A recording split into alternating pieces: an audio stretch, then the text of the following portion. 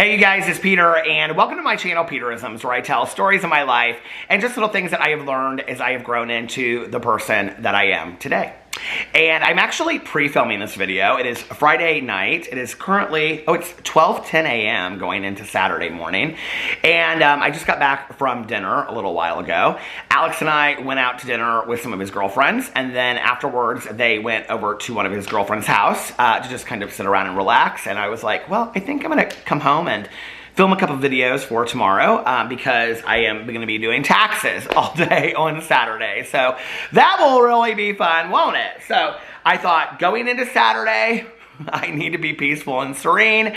I need some meditation. So I actually was going, you can see, I don't know if you can see, but I have both of these books already that I picked the meditations for today. So will not be, I can keep on stumbling over my words. We will not be reading from my favorite book, The Language of Letting Go, today. In fact, we will be reading from, what am I saying? I don't even know how to speak. It's so late. I never film videos this late. Okay. Meditation number 1 comes from A Year of Positive Thinking by Cindy Spiegel. And meditation number 2 comes from Melody Beatty, Journey to the Heart. And I'm really excited about the one in here. I kind of skimmed them a little bit and looked at the titles. So, are you ready? I'm reading for today's March 12th in case I get up tomorrow and I'm like, I need a lot of meditation, and then I have tomorrow's meditation ready and available. All right, March 12th. Today is all there is. Today is all there is. Live boldly, forgive often, love openly.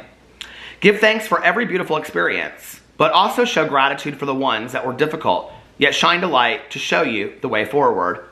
Honor your own story, whatever it may be, with love, courage, and dignity. Do not strive for perfection because, as you are, you exemplify the beauty of humanity in all of its imperfection and magnificence. Today is all you have, so with the full recognition of that immense, empowering truth, be present in this moment and honor it. Wow, what a beautiful meditation. I think the act of being present is something that, as I'm pre-filming this video for tomorrow, but like, I can pre-film this video in today, if that makes sense. Like, this is a perfect example, because people are always like, well, you talk about practicing being present, but how do you practice being present and plan for the future? Like, in this moment, I'm not thinking about, like, what am I going to do tomorrow? Like, in this moment, I'm enjoying reading this meditation. Does that make sense?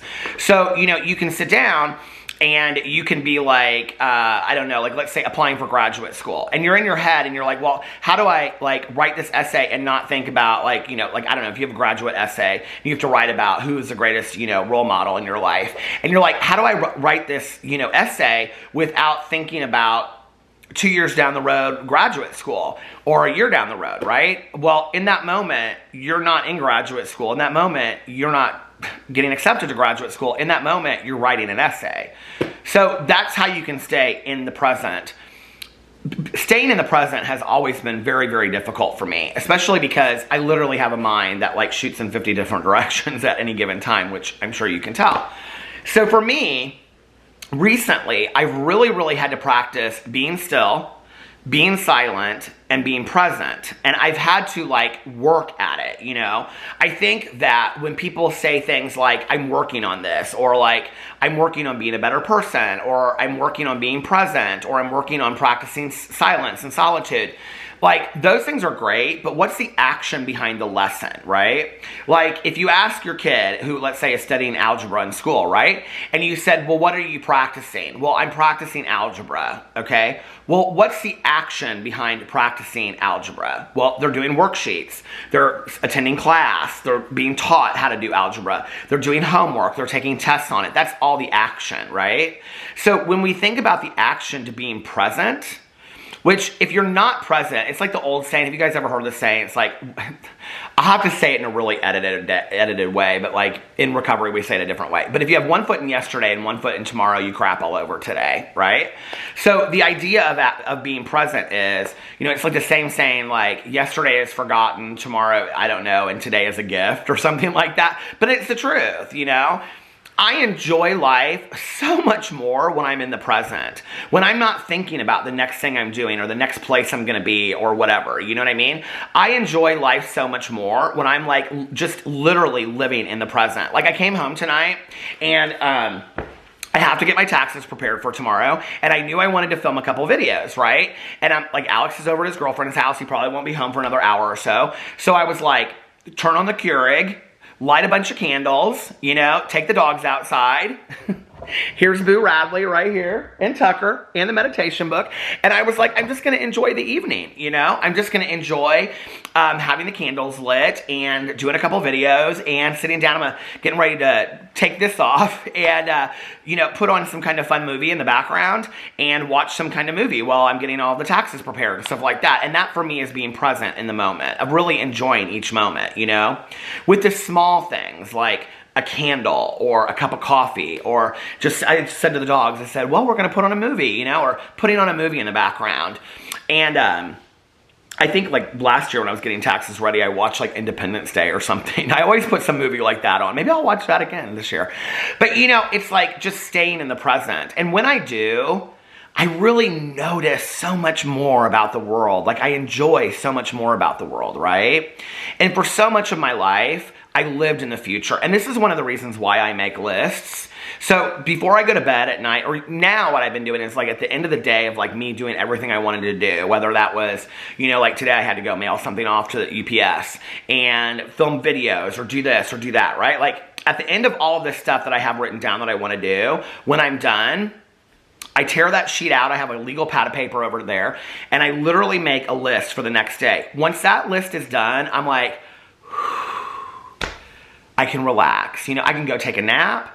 I can listen to an audiobook, and I don't beat myself up for enjoying and relaxing, because that's what life should be about, you know? Life should not be about us beating ourselves up to get all of these tasks done and work 30 hours a day and all this kind of stuff. I mean, a lot of us have to work to pay bills, obviously, right? But like, then we come home and it's like, well, I've got to get these floorboards clean. I've got to get these floorboards clean, and I got to do 6, you know, things of laundry so I can get up tomorrow and do 6 things of laundry. And it's like, we're driven. And I did that for so long, you know? And my apartment back in the day was spotless, and I never had any laundry to do, and all of my pants for work were ironed, and all of my shirts were ironed, you know, because I would stand there and I would watch TV and iron one shirt after another frantically, you know, drinking coffee and ironing clothes. And I loved to iron, so I know that sounds silly, but I did. But I loved to iron, and so like I would get all that stuff ready, you know, and I would vacuum my carpet like every single day and rearrange my pantry and color code my closet. My bookshelves were all arranged perfectly. And I wasn't any happier then than I am now, you know? I wasn't any happier than now, having complete organization and having all of my tasks, because today I don't complete every task on my list. Sometimes tasks I don't complete go to the next day, and that's completely fine, you know? It's okay that I have a pile of stuff in my bedroom corner. That's okay, you know? It's okay that, I don't know if you can see this, but over there in the corner right here, I have like all these books and all this kind of stuff that I've been meaning to do a booktube video for 3 weeks now and haven't done. And that's okay. And I don't beat myself up about that stuff anymore. You know, I'm easier on myself now, because I'm such a believer that we have to treat ourselves like we would treat others. And ask yourself that question. Am I treating myself the way that I would treat other people? If I am kind to other people, am I being kind to myself as well? Am I being gentle with myself and not expecting too much? And one of the ways for me to do that is to practice being present and enjoying the moment, you know? So I think with that being said, I wanted to read this meditation. Well, I guess I should probably read this meditation really quick, because I really like the title of it. It's, you have the power to redefine your world. So let's hear this, because I want to hear what it has to say. March 12th, you have the power to redefine your world. One power we gain on our journey to the heart is the ability to redefine what we believe. We learn to see things in a new way. We usually have a definition for most areas of our lives, particularly important areas such as work, love, money, and ourselves, but we're not always conscious of it. The experiences we go through can help our definition surface, help us see more clearly how we define these areas. That's called growth. This growth, this process of redefining will happen naturally on our path, but we can also consciously, actively work on our definitions. Ask yourself if you're defining something or someone right now in a way that you'd like to change. Perhaps a work relationship, a love relationship, a project, or an issue is causing you distress. You may find you have the power to redefine this area in a way that minimizes or reduces your pain. A healing professional and friend once taught me a technique that can be used on any subject you're trying to define. On a sheet of paper, write down everything you currently believe, including, and especially, everything negative about the subject or issue. Include all the I can'ts and the why nots. That's your current definition. On a clean sheet of paper, write down how you want to redefine this area and your involvement in it. Write down everything you want it to be, what you wish for it, what you think the highest truth possible the subject could be. Burn the paper with the old definition. Let the smoke clear away from your eyes. Save your new definition. Then watch how the new definition comes to life and takes shape. You don't have to let past definitions of life, love, God, and yourself limit you anymore. You're free to redefine and help create the life you choose. You're free to see life in a new way. I love that meditation. I thought I was going to go in there and talk about like redefining ourselves and reinventing ourselves, which I think is such a powerful tool, I think, like, I've had friends of mine that I've, like, moved cross-country, and it's like, the next time I see them, it's like they're completely different people. And I think it's just because they allow themselves the freedom and the ability to be comfortable in new skin, But you don't have to move away to do that, you know what I mean? You can just do that, like, from your own bedroom and going out and, trying something different every single day. I love the idea of redefining our perceptions of relationships, or our perception with a higher power, or work relationships, or on and on and on, And I think that what the book is talking about is aha moments. Have you ever had a moment where somebody says something to you, or you see something in like a completely different way, like that quick? It's like literally like a moment of clarity, and you're like, I never thought of it that way. Like, I literally never thought of it that way before, And I remember driving down the street. This is just one small example, but like, I've had so many aha moments, and I talk a lot about Oprah's aha moments. But, I remember driving down the street with my friend Tanya, and Tanya watches my drama channel from time to time, and she keeps up with what's going on. And there's always this kind of like, if my opinion changes over time, people are like, well, your opinion changed and you do a lot. And I was like driving, and like, for me, it's something that I do every day because I make videos over there. And so I, to some degree, was like, well, like, somebody was saying this or saying that about my opinion about something. And Tanya said, I'm a human being. My opinion can change from moment to moment. And I was like, what? And she was like, I'm a human being. My opinion can change from moment to moment, and often does. She said, I can talk to one person about a situation, and then I'm talking to somebody 5 minutes later on another phone call, and my opinion completely changes about how I felt about something. And I thought about it, and I thought, oh my God, she's completely right. And I am a human being, and I have a right to change my opinion. And I don't have to explain that to anybody, Why did your opinion change? I don't know, it just did. Somebody presented me with something else that I had never seen in that way before, And I think that's where my perception of things changed. And I started, looking at things in a different way on just that level. But like in my life, and like that's something very, very small, right? But in my life, I have had such grand moments of like these aha moments where my complete perception changed, Where like maybe like I'll have like a resentment towards somebody in my life. Like let's just say like in, my, like 26 years ago when I first got sober, like, having a resentment towards, like, I don't know.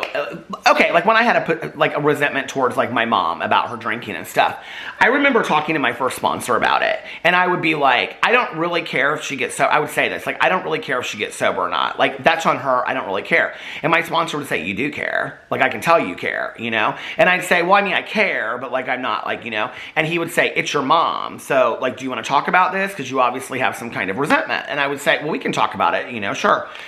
And like, there would be like anger that would be associated with this, right? Like truly, because I mean, like my mom was an alcoholic when I was growing up and whatever.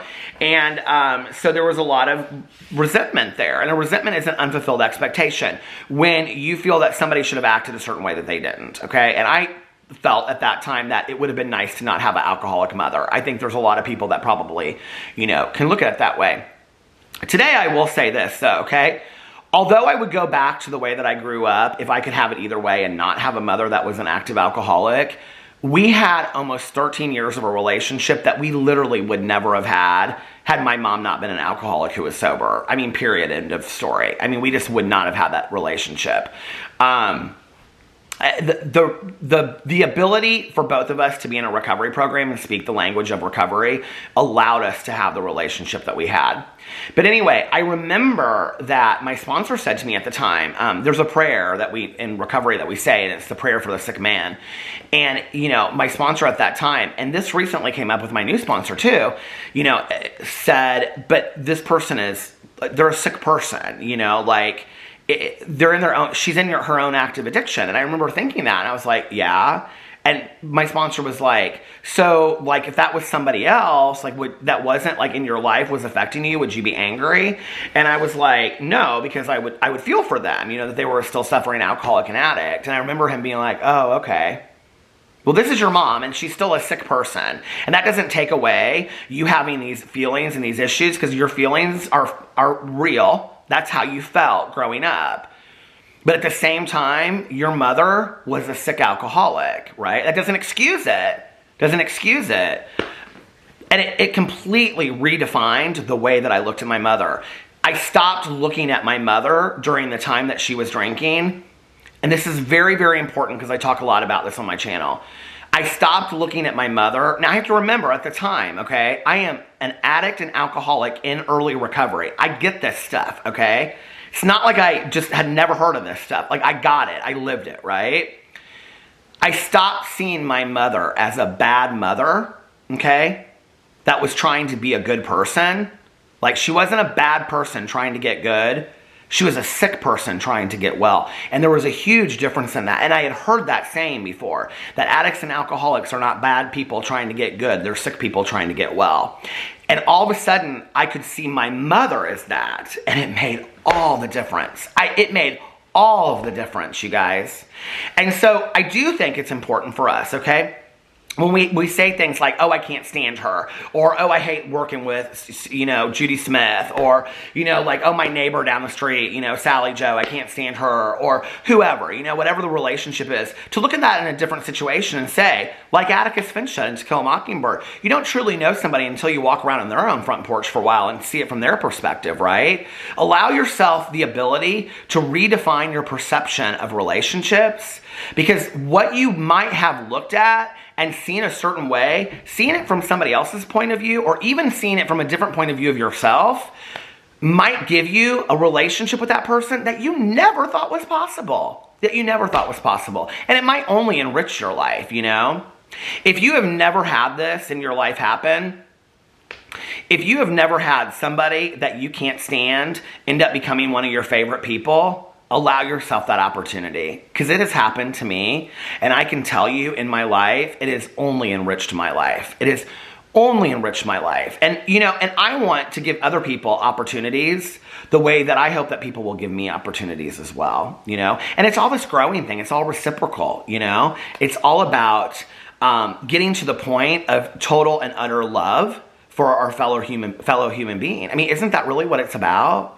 I see people that present with anger, present with, resentment, and and if I could tell you about this, and if I could tell you about that person and whatever, and I'm like, all of that is not about the other person, okay? I know it seems that way to you in that moment. It's not. All of that is what is holding you back from love and the sunlight of the spirit, if you believe in, higher power. That is holding you back from having the best life possible, all of that. And you're allowing it to stand there and be in the way. And I allowed that anger and resentment to stand for way, way too long in front of my happiness. I'm just not willing to do it today. Even if that means that I have to reevaluate and take responsibility for my part in relationships that I don't feel like I have any part in. Maybe I can look at that, And I'm not talking about deep-seated stuff that you need professional help for.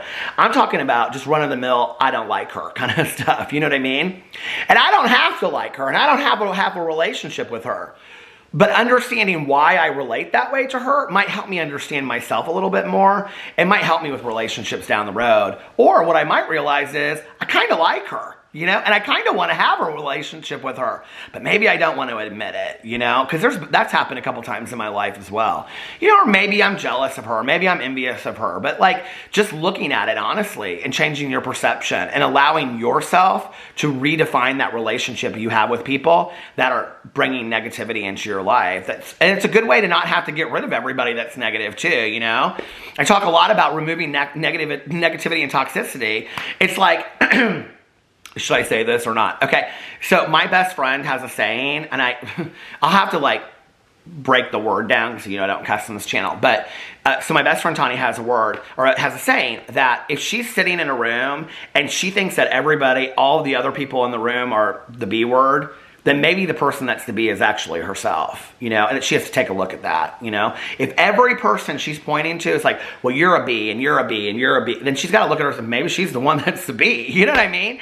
And when you have those moments and you're able to redefine that, it's like, wow, well, then what do I need to change within myself so that I can have positive relationships with everybody else? So, because if I get rid of everybody toxic in my life, there might not be anybody left, you know? So, sometimes redefining our ability to have relationships with other people allows us to have a whole world that we never thought possible. Anyway, let me know what you think about those meditations. I love you guys, and I will see you tomorrow. Bye.